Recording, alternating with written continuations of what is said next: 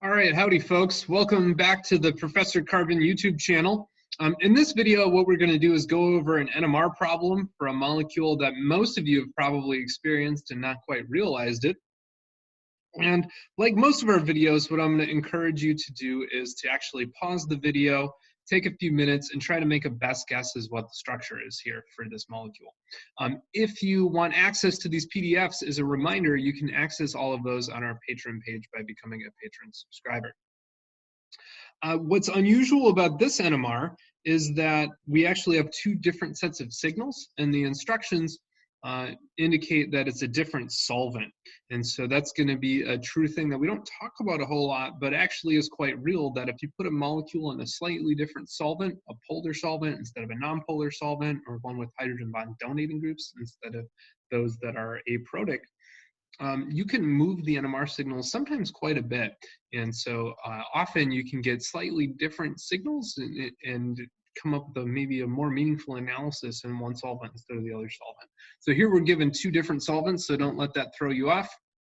And we're given both the proton and carbon NMR in both solvents. So please do take a minute and pause right now. All right, coming on back at us.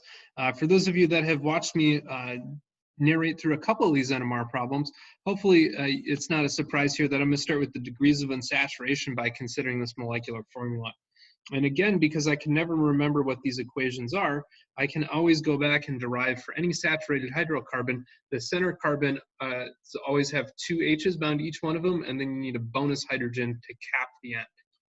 And so if I have a C10 hydrocarbon, that means that H22 should be the fully saturated version. Again, it's 2N plus 2, so 10 times 2 is 20, plus 2 is 22, so that should be okay.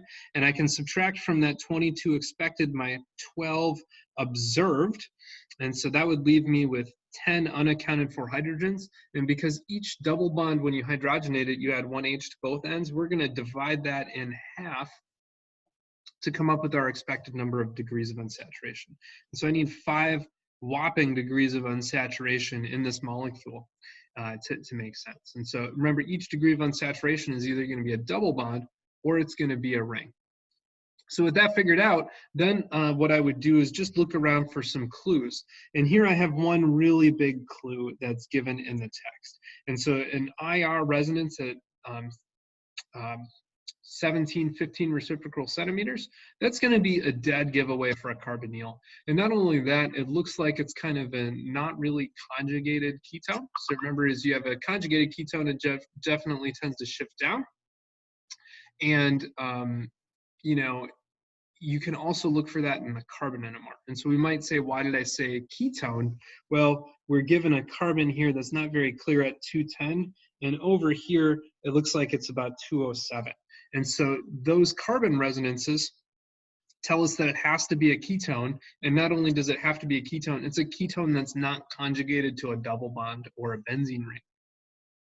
And so as a quick reminder, a ketone is going to be about 200 to 210, and aldehyde and the carbon NMR is going to be about 190 to 200, and then all of our esters and acids are going to be about 170-ish. And they can move around a little bit, but because we have that IR stretch at 115 instead of something like 1690, and because the carbon is above 200 instead of right around 200, it's definitely going to be an conjugated ketone. So we can go ahead and put that then as one of our key fragments to consider, looking only at those couple of pieces of information. So I haven't even looked at everything else yet.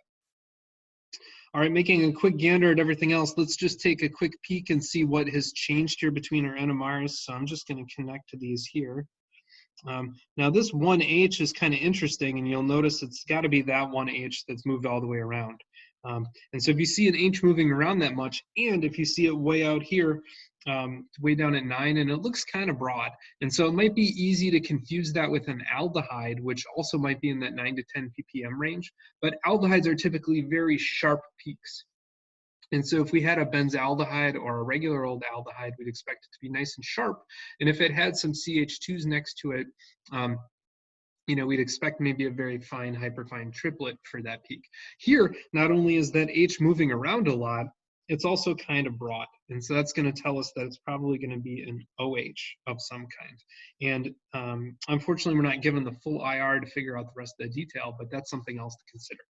Now, if we keep going here, we have this 4H, and so that maps up, and it looks like in the top solvent, it's split out a little bit more.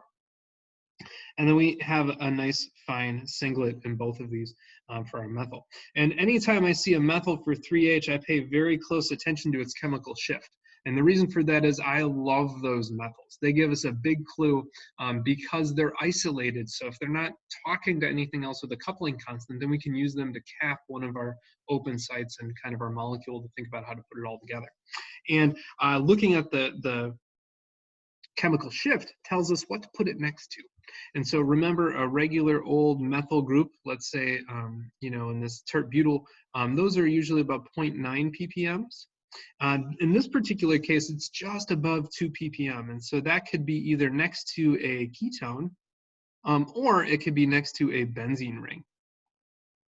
But it certainly is not going to be next to an oxygen. So these are going to be way down at like 3.2 up to about 4, and if they're next to an ester, they'll be even a little bit higher than that. And so overall, being that this is just above 2, that leaves me with 2 likely candidates. It's either got to be next to a carbonyl carbon, and I'll point out that that carbonyl doesn't necessarily need to be a ketone. It could be something else, like an ester or an amide, or it's got to be next to a benzene ring. And so both of those are viable options. But since we already know that we have a ketone, and since we already know that that ketone is not conjugated, why don't we extend that out and propose at the moment that we have a methyl ketone, and we still don't know what's on the other side, but that's okay. We'll figure that out in a minute. All right, looking back over here, this is a very clear pattern for a benzene ring. And another thing I'll encourage people to do is just to count their carbons. So up here we have 10 carbons, and we have 1, 2, 3, 4, 5, 6, 7, 8. We only have 8 carbons, but we're supposed to have 10. Let me go check down here. 1, 2, 3, 4, 5, 6, 7, 8. Again, 8. So we're only seeing 8 carbons in the carbon NMR, but we have to have 10 in the molecular formula. And so what this tells us is that there's some amount of symmetry.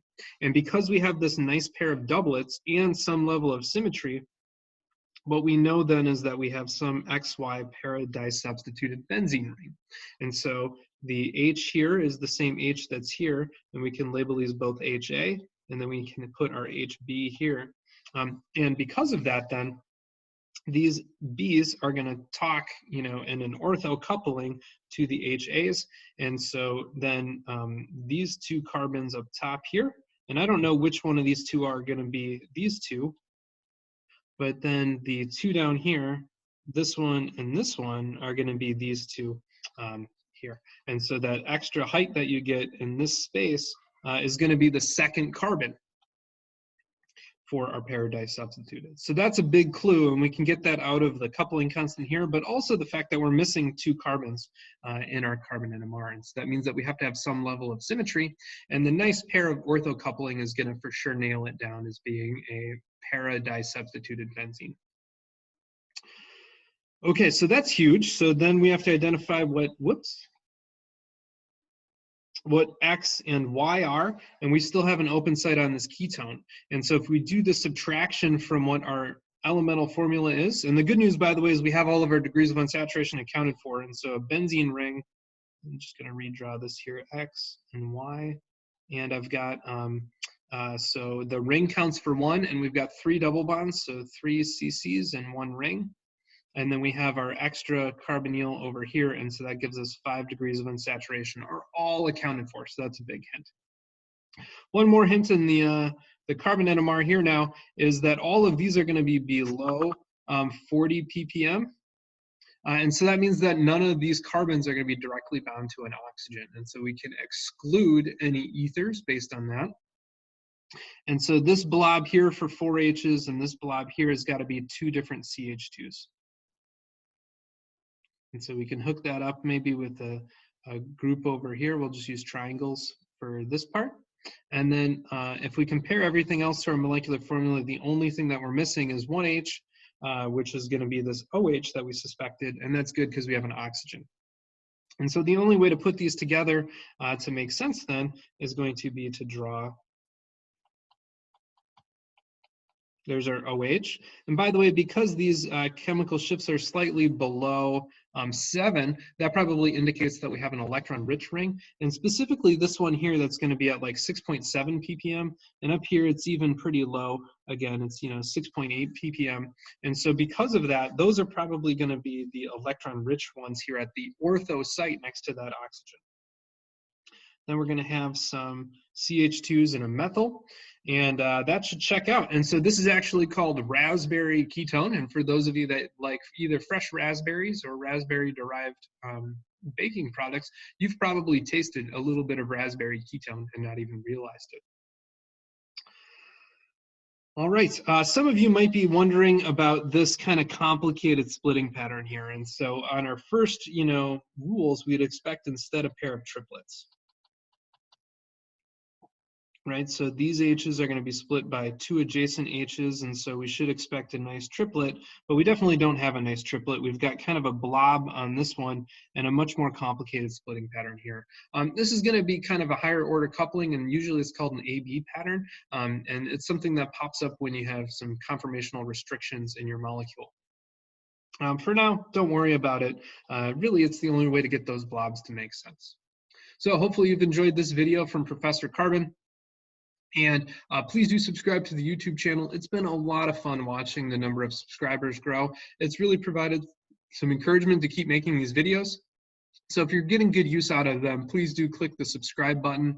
And if you want access to these PDFs, you can download them on our Patreon page, both filled out and blank. Thank you for watching. Please share with a friend.